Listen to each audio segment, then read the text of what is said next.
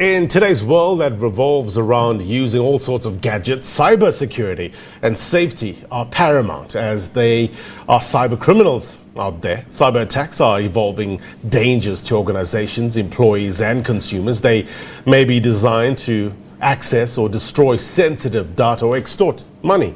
To prevent this, what do we need to do? Let's bring in the expert, Pankaj Bhula from Checkpoint's Regional Director. Pankaj, pleasure having you on the program. Thank you, Blaine, for having me again.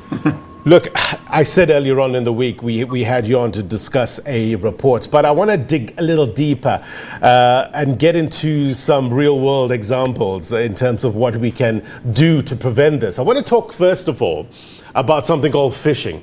The fraudulent practice and sending emails purporting to be from reputable companies in order to induce individuals to, reveal personal information such as passwords, even credit card numbers. Sure. Are these criminals?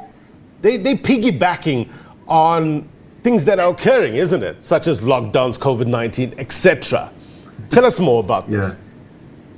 Yes. So Blaine, you're spot on. In fact, I think we just released some stats about a week ago regarding vaccine rollout websites, and we found that I think there's about 300 of these worldwide now that are fake, if I can use those words. And a very good example, Blaine, especially around COVID time. If you spell COVID, you've obviously got COVID. So you could have a website called www.covid.com. Hackers have, created fake websites with the O being a zero, and as a result, sending out emails to individuals, informing them that this is the website they need to go to if it's relief related or vaccine related, and that website that you would click onto is not a real website, if I could put it that way. And the information that you need to provide on that website would then be captured in the background by a hacker. Is that a good example, Blaine? Yeah, I get it. In terms of looking at these emails, if you just get an email, I'll give you an example. I got an email the other day. I regard myself as, on a level of intelligence that is just above my 9-year-old. So I'm pretty, in tune in terms of what to expect. But I clicked on it because it looked authentic. I got to a point where it asked for my password, and then something triggered saying that, whoa, hang on, this can't be correct. What can people look out for? What are the telltale signs in terms of these fraudulent emails that we tend to get? Yeah, so we call them lookalike domains, which I just explained. But I think the first thing is to be cautious, and that half of the battle is won by being cautious as you were. But probably another very good guiding point is if you click on that link and it takes you to a website that says it's not secure. So you'll find on a URL on the top left, it says not secure, or it doesn't have the letters HTTPS in front of the actual website name. The likelihood is that it is a website that probably hasn't been authorized or certified by a global certificate allowing you to provide your sensitive or private information. Right, so look out for HTTPS. If it's not there, it could be risky. Absolutely. All right. Are you finding that some of the big brands are often impersonated when it comes to phishing scams? How sophisticated are these criminals getting? So, Blaine, it's I'll give you a very good example. If you log on to one of these type of websites and you need to fill in information, so your name, your surname, generally it's a field that you need to fill out. Okay, what you'll find is that these sophisticated hackers have found a way to ensure that that information that you are providing is immediately passed back onto them in the background.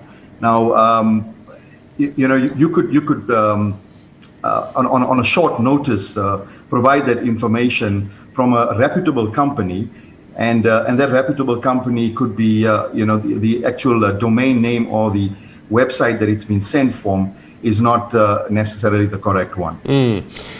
Just talk to us about the window period that you have in terms of reversing a cyber scam. How quick are criminals getting in terms of the turnaround time for using your credentials, your credit card details? Does it happen in real time?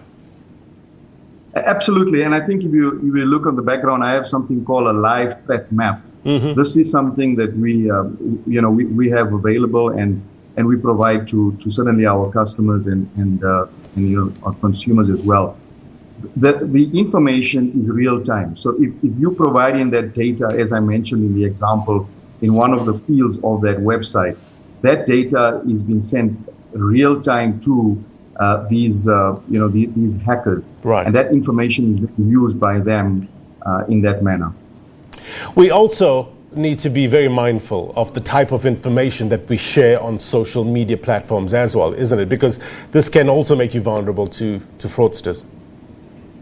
Yeah, absolutely. I think there's a step that says if you have 7 pieces of information about an individual, you probably need 4 of those, and you'll be able to get access to their details. So name, surname, address, cell phone number, and I think you probably have experienced some of these when you call into call centers.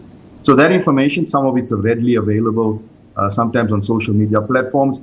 And then once again, as per the example I mentioned, if you provide just 1 or 2 of those fields on a website that's fraudulent, the individual has then obtained probably the other, let's call it 3 out of 7 or right. remaining bits. So Pankaj, I guess the advice is when visiting a website, look at the address bar in detail and kind of satisfy yourself that connection is secure, and don't click on links wherever possible if you don't trust it, and open it up on your web browser and enter these addresses yourself, I guess, is the advice to make sure that you're going to the right site, isn't it? Yeah, look, I think, Blaine, on Tuesday when we spoke, I gave examples of let's call it malicious mail or malicious websites. I spoke about Wi-Fi hotspots which are not secure. We spoke about, I guess, rudimentary examples now. But fundamentally, if you do that, then, as I said, half of the battle is won. But certainly, there are also software tools that are available that will allow you to, or will rather inform you in advance that this field doesn't have the necessary precautionary rules in place in the background that is secure. And therefore, it's not advisable, or in some cases, some software almost stop you from actually entering that data. Yeah. So it's a combination of being conscious, but also implementing probably some technology to help you in that regard. On this program, we bring in the better minds to help us out. Pankaj is one of them. Pankaj Bhula, Checkpoint's Regional Director. We thank you, sir. Be well. Thank you, Blaine.